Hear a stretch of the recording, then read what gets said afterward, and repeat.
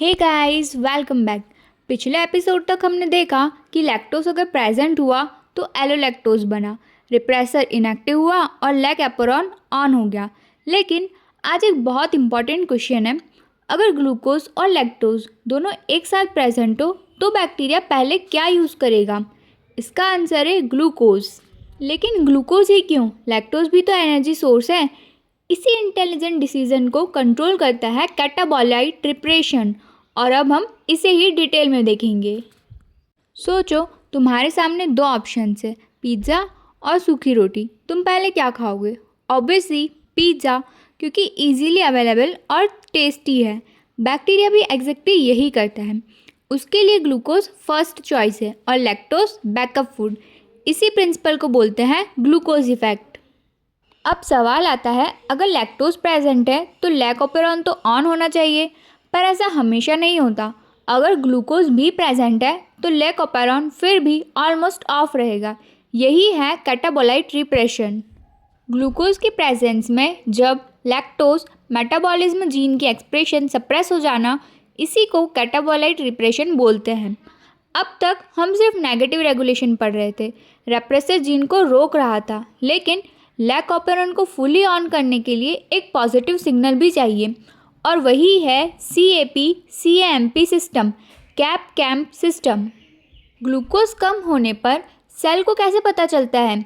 Cell के अंदर camp यानी कि साइक्लिक AMP का लेवल बढ़ जाता है। तभी जब हाई ग्लूकोज रहता है तो लो कैम्प रहता है, और लो ग्लूकोज में हाई CAMP रहता है। इसके अलावा आता है कैप प्रोटीन। कैप, इसका फुल फॉर्म है कैटाबोलाइट एक्टिवेटर प्रोटीन।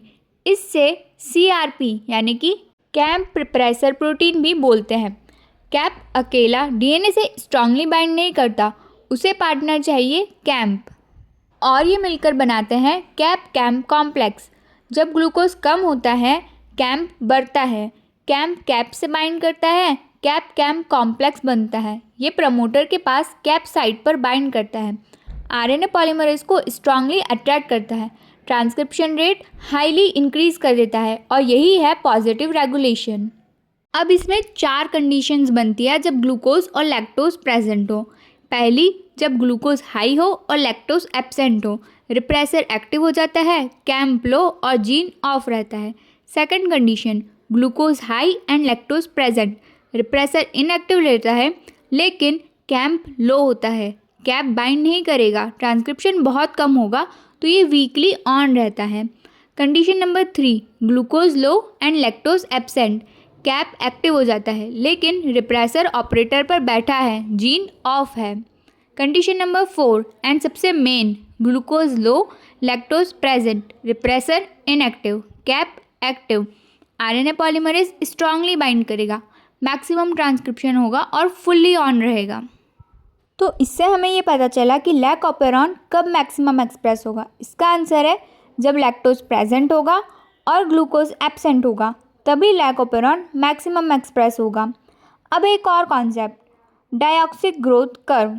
सोचो, मीडियम में ग्लूकोज और लैक्टोज दोनों प्रेजेंट हैं। बैक्टीरिया पहले सिर्फ ग्लूकोज कंज्यूम करेगा, ग्रोथ फास्ट होगी, ग्लूकोज ख़त्म, थोड़ी देर ग्रोथ रुकेगी, क्योंकि अब लैक ऑपेरॉन एक्टिवेट हो रहा है। इस शॉर्ट पोज को बोलते हैं डायऑक्सिक लैग। उसके बाद लैक्टोज मेटाबॉलिज्म स्टार्ट होता है, ग्रोथ फिर से कंटिन्यू। इसी ग्राफ को बोलते हैं डायऑक्सिक ग्रोथ कर्व। इसके अलावा लैक ऑपेरॉन बेस्ट एग्जाम्पल है ड्यूअल रेगुलेशन का। ड्यूअल रेगुलेशन में एक साइड नेगेटिव कंट्रोल रिप्रेसर के थ्रू और दूसरी side positive control cap camp के थ्रू, दोनों मिलकर फाइनल एक्सप्रेशन डिसाइड करते हैं। सोचो, एक कंपनी है, गेट पर सिक्योरिटी गार्ड खड़ा है, ये है रिप्रेसर, मैनेजर भी चाहिए, ये कैप है। अगर सिक्योरिटी गार्ड हट गया लेकिन मैनेजर नहीं आया, कंपनी धीरे चलेगी, लेकिन सिक्योरिटी गार्ड भी हट गया और मैनेजर भी आ गया तो प्रोडक्शन फुल स्पीड से चलेगा। यही लैक ऑपेरॉन है। अब हम स्टार्ट करेंगे TRP ऑपेरॉन। ये लैक ऑपेरॉन का बिल्कुल अपोजिट है, तभी यहाँ पर स्टूडेंट्स कंफ्यूज होते हैं। सोचो, तुम एक फैक्ट्री के ओनर हो, फैक्ट्री ट्रिप्टोफैन बना रही है। अगर गोडाउन ऑलरेडी ट्रिप्टोफैन से फुल है तो क्या तुम और ट्रिप्टोफैन बनाओगे? बिल्कुल नहीं, क्योंकि रिसोर्सेज वेस्ट होंगे। इसी एनर्जी सेविंग प्रिंसिपल पर काम करता है टीआरपी ऑपेरॉन। टीआरपी ऑपेरॉन का फंक्शन ट्रिप्टोफैन बायोसिंथेसिस के जीन्स को रेगुलेट करना है, यानी जब ट्रिप्टोफैन कम जीन ऑन और जब ज़्यादा तब जीन्स ऑफ। इसीलिए इसे बोलते हैं रिप्रेसिबल ऑपेरॉन। नॉर्मली ऑन रहता है और इसका एंड प्रोडक्ट अगर ज़्यादा हुआ तो ऑफ हो जाएगा। अब इसके कुछ कंपोनेंट्स देखते हैं। इसमें रेगुलेटरी जीन यानी कि TRP R, promoter operator, leader sequence TRP L और स्ट्रक्चर जीन प्रेजेंट होते हैं। स्ट्रक्चर जीन में TRP E, D, C, B, A ये एंजाइम्स मिलकर ट्रिप्टोफैन सिंथेसिस करते हैं। अब इसका वर्किंग मैकेनिज्म समझते हैं। कंडीशन नंबर 1, जब ट्रिप्टोफैन एब्सेंट हो, रिप्रेसर प्रोटीन प्रेजेंट है तो जीन ऑफ होना चाहिए। बिल्कुल भी नहीं, क्योंकि टीआरपी रिप्रेसर इनएक्टिव होता है, ऑपरेटर पर बाइंड नहीं कर पाता। आरएनए पॉलीमरेज आगे बढ़ता है, जीन ट्रांसक्राइब होते हैं और ट्रिप्टोफैन सिंथेसिस स्टार्ट, यानी कि जीन ऑन रहेगा। सेकंड कंडीशन, ट्रिप्टोफैन प्रेजेंट है। अब सेल में ट्रिप्टोफैन बहुत ज़्यादा है। अब क्या होता है, ट्रिप्टोफैन खुद रिप्रेसर प्रोटीन से बाइंड करता है और उससे एक्टिव बना देता है। इसलिए ट्रिप्टोफैन को बोलते हैं को रिप्रेसर। ट्रिप्टोफैन से रिप्रेसर एक्टिवेट हुआ, ये को रिप्रेसर है। ऑपरेटर पर बाइंड हुआ, आरएनए पॉलीमरेज ब्लॉक हुई, कोई ट्रांसक्रिप्शन नहीं होगा, जीन ऑफ हो जाएगा। लैक ऑपेरॉन में इंड्यूसर था एलोलैक्टोस, जीन ऑन करता है। टीआरपी ऑपेरॉन में को रिप्रेसर है ट्रिप्टोफैन, जीन को ऑफ करता है। ये कॉन्सेप्ट बहुत इंपॉर्टेंट था। अब आता है एटीन्यूएशन।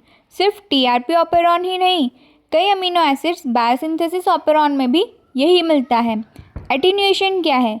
ये ट्रांसक्रिप्शन को बीच में ही रोक देने का मैकेनिज्म है, यानी आरएनए पॉलीमरेज स्टार्ट तो करता है लेकिन पूरा जीन ट्रांसक्राइब नहीं करता, बीच में ही स्टॉप। इसी को बोलते हैं एटीन्यूएशन। अब आते हैं लीडर सीक्वेंस पर। स्ट्रक्चर जीन के पहले लीडर सीक्वेंस होती है। इनमें एक छोटा पेप्टाइड कॉर्ड होता है जिनमें 2 ट्रिप्टोफैन कोडोन्स होते हैं। ये कोडोन से ट्रिप्टोफैन लेवल डिटेक्ट करते हैं। इसमें 4 रीजन है लीडर एमआरएनए में टोटल। रीजन 1, रीजन 2, रीजन 3 और रीजन 4 ये अलग अलग हेयरपिन स्ट्रक्चर बना सकते हैं।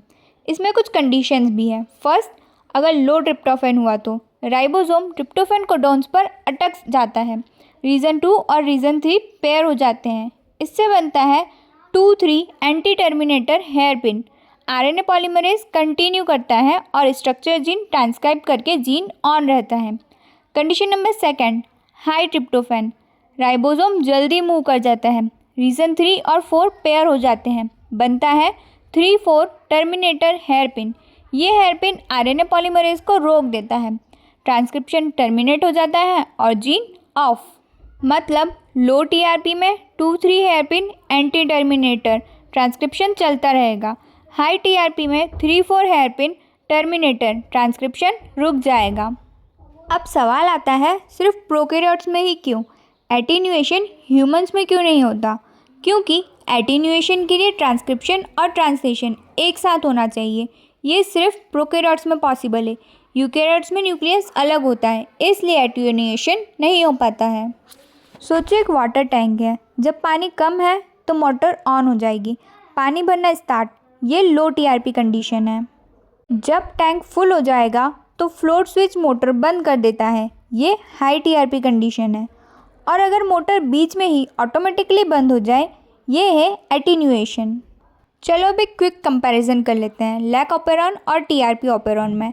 Lac operon inducible, TRP repressible. Lac operon default में ऑफ रहता है, टीआरपी ऑन रहता है। लैक का सिग्नल एलोलैक्टोस है, टीआरपी का ट्रिप्टोफैन। लैक का मॉलिक्यूल इंड्यूसर है और टीआरपी को रिप्रेसर। लैक में लैक्टोज का ब्रेकडाउन होता है और टीआरपी में ट्रिप्टोफैन का सिंथेसिस। इसी के साथ टीआरपी ऑपेरॉन यहीं ख़त्म होता है। नेक्स्ट वीडियो में हम समझेंगे अरेबिनोज ऑपेरॉन।